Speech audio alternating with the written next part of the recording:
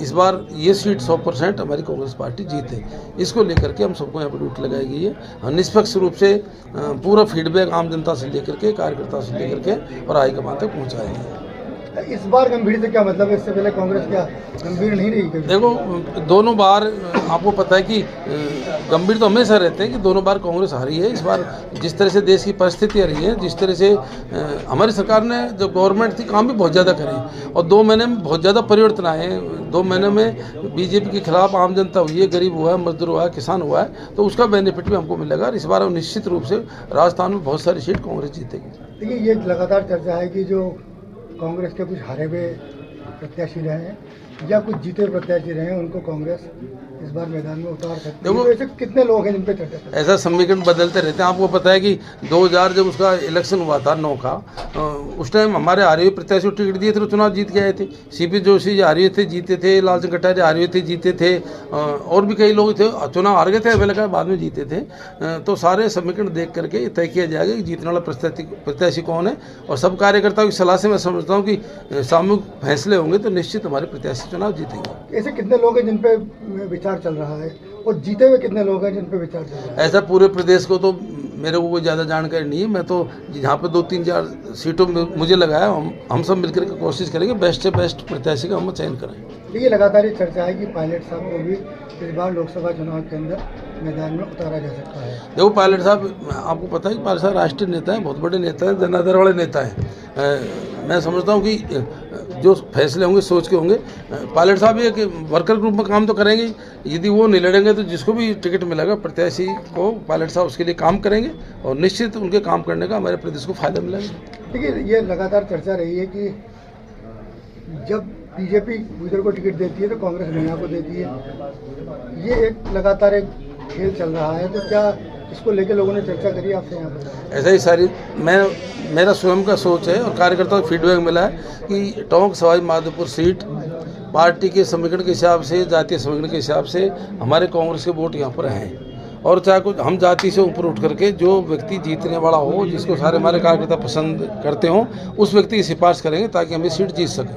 देखिए, सीट सामान्य है, उसके बावजूद टिकट जो है वो सामान्य जाति होने देके दोनों पार्टियां कहीं इधर देती हैं टिकट। तो ये फिर क्या कहेंगे? नहीं, पहली बात तो क्या है कि देखो, ये प्रजातंत्र है और ओबीसी में गुजर को जब बीजेपी टिकट देती है तो गुजर वहाँ पे कोई आरक्षण नहीं होता है ओबीसी का। हम जीतने वाले प्रत्याशी का चयन करेंगे, चाहे वो एसटी का हो, चाहे एससी का हो, चाहे जनरल का हो, चाहे ओबीसी का हो। प्रत्याशी जीतने वाला होना चाहिए, उसका ही चयन किया जाएगा। ये 2 तरह की बात है। ये एक तो पायलट साहब को लड़ाया जाए या पायलट साहब की मर्जी से टिकट दिया जाए, ये क्या है? सबकी सलाह से, पायलट साहब की उसमें अहम सलाह होगी। अगर पायलट साहब को लड़ने के लिए कहा जाता है, ऊपर से इस तरह का आता है, तो क्या? भाई, ये तो पायलट साहब स्वयं बताएंगे, लेकिन मैं समझता हूँ कि जनाधार वाले नेता हैं, वो जीतने की क्षमता भी रखते हैं, जिताने की क्षमता भी रखते हैं। देखिए, भाजपा लगातार कांग्रेस पे हमलावर है। भ्रष्टाचार के मुद्दों को लेके लगातार ईडी की कार्रवाई चल रही है। अब सूर्य नमस्कार आ गया है बीच के अंदर, क्या कहेंगे सारे मुद्दों? ऐसा भाजपा झूठ बोल कर के हमलावर है। वो कोई न कोई बहाने से ईडी के नाम से, आप देख लो, ईडी की एक भयभ्रांत कर रखा है पूरे देश को। यही जो उनके ईडी के कारण है, ये सब कारण ही उनके लिए एक रोज़ ऐसे गलत सिद्ध होंगे। अभी वहाँ पर क्या किया इन्होंने, आपको पता है? अभी वहाँ मुख्यमंत्री जी थे, उनको सोरेन साहब को हटाया, दूसरे मुख्यमंत्री लिए उन्होंने चेंज करने की कोशिश करी। दिल्ली का उप मुख्यमंत्री के साथ में क्या व्यवहार किया, यहाँ भी रोज़ छापे पड़ रहे हैं। धीरे धीरे जनता सब जान रही है, वो बदले की भावना से काम कर रहे हैं। प्रजातंत्र में बदले की भावना का कोई स्थान नहीं है। आज पिछले 2 महीने के अंदर अंदर बीजेपी के प्रति लोगों में, हमारे प्रदेश में इतना आक्रोश है, मैं समझता हूँ कि बहुत ज़्यादा सीट कांग्रेस इस बार प्रदेश के अंदर जीतेगी।